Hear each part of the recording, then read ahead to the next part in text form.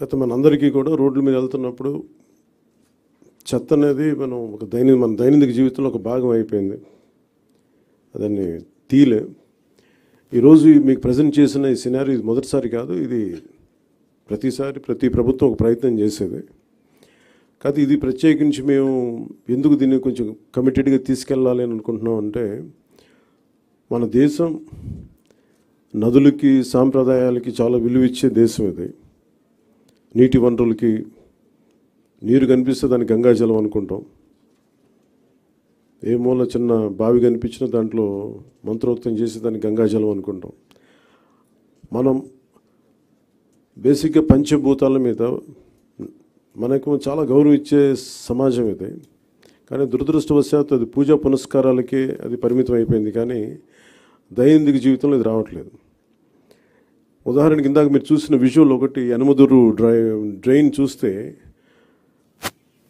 భీమవరం టౌన్లో చూస్తే అది ఒక 90 మీటర్లు ఉండే ఒక డ్రైన్. అది పంటకాలం.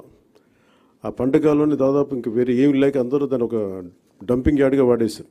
అది కిలోమీటర్ లెక్కన ఉంటుంది. అందరూ అక్కడ వేసేయటం, అది ఏం చేస్తారు, మళ్ళీ వర్షాలు వచ్చేటప్పటికి అది మొత్తం వర్షాలు వస్తే కొట్టుకెళ్ళిపోయి మళ్ళీ సముద్రంలో కలిసిపోతూ ఉంది. అలాగే మనకి ప్లాస్టిక్ చెత్త ఎక్కడన్నా పడేస్తే కొన్ని ఇంకా ఇబ్బందిగా ఉంటుందని విజువల్స్ చూపించారు. లేటర్ మీరు శ్రీనివాసన్ గారి దగ్గర ఉంటాయి. ఈ ఆవులు కూడా ఈ ప్లాస్టిక్ కవర్లు తినేసి కడుపు నిండా దాదాపు 5 కేజీలు 25 కేజీలు కడుపులో ఉండిపోయినాయి. వాటికి దారుణంగా చచ్చిపోయి అలాంటి పరిస్థితులు కూడా ఉన్నాయి ఆవులు. ఒకవైపు ఏమైనా గోవుని పూజిస్తాం, గోరక్షణ ఉంటాం, కానీ కనీసం వాటికి ఎందుకంటే అవి తిండి అనుకోండి, ఎందుకంటే ఫుడ్ ఉంటుంది దాంట్లో, ఆ స్మెల్కి అది తిండి అనుకొని తినేస్తున్నాయి ప్లాస్టిక్ కవర్స్. ఇవన్నీ చూస్తుంటే చాలా బాధ అనిపించి ఎక్కడో చోట మొదలు పెడదాం ఒక చిన్న ప్రయత్నం అని. అలాగే ఓపెన్ డ్రైన్స్ మనకి శ్రీనివాసన్ గారు వెల్లూరు నుంచి ప్రారంభించిన ఆయన ప్రాజెక్టు చాలా యూనిక్గా చేశారు. గత 2 దశాబ్దాలుగా ఆయన శ్రమ ఇది. అక్కడ మీరు ఆ డిస్ప్లేలో చూస్తే రోప్స్ కట్టింది అంటే ప్రతిదీ, అంటే మీరు ఒకసారి ఒక సాలిడ్ వేస్ట్ 12 గంటల లోపు కనుక చెత్తని కలెక్ట్ చేస్తే అది రిసోర్స్ అవుతుంది, అది సంపద అవుద్ది. ఇక్కడ మేము కొత్త ఉద్యోగాలు ప్రారంభించడానికి కానీ వీటన్నిటికీ కూడా మన పరిశ్రమలు వీటన్నిటికంటే కూడా సర్వీస్ ఓరియంటెడ్ ఎంత డబ్బు ఉంది, అది ఈ సాలిడ్ లిక్విడ్ రిసోర్స్ మేనేజ్మెంట్లో పడేసిన ప్రతి చెత్త పనికిరాంది అనుకున్న మన ఇంట్లో నుంచి పడేసింది అది ఇంకో చోట సంపాదన అవుతుంది. సో ఆ కాన్సెప్ట్లో ఆయన 12 గంటల లోపు కనుక చెత్తని కలెక్ట్ చేస్తే అది ఒక మనకు అసెట్ అయిపోద్ది, అది ఒక సంపద అయిపోద్ది. దాన్ని ఎలా చేయాలనేది ఆయన గత 2 దశాబ్దాలుగా ఆయన చాలా నలిగి ఈ కాన్సెప్ట్ పట్టుకొచ్చారు. ఇది గతంలో 2-3 సార్లు చేశారు, కానీ ఇక్కడ ప్రత్యేకించి ఆయన చూసిన తర్వాత ఇది నేను పిఆర్ తీసుకున్నప్పుడు శశిభూషణ్ గారు దీన్ని ఆయన పేరుని ప్రతిపాదించారు.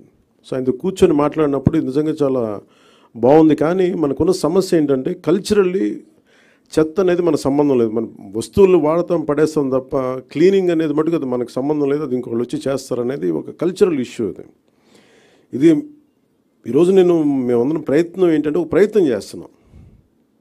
ఎంతవరకు సఫలీకృతం అవుతాం ఇవన్నీ అనేది మేము ముందుగా దీన్ని పిఠాపురంలో ప్రారంభిద్దాం దీన్ని, ఎందుకంటే అది నా కంట్రోల్లో కంప్లీట్గా ఉంటుంది కాబట్టి ముందు ఆ ప్రయత్నం చేద్దాం. అక్కడ దాదాపు 54 పంచాయతీలు ఉన్నాయి, అక్కడ 2 మున్సిపాలిటీలు ఉన్నాయి, కొలప్రోలును పిఠాపురం. సో ఇక్కడ ప్రారంభిద్దాం ముందు.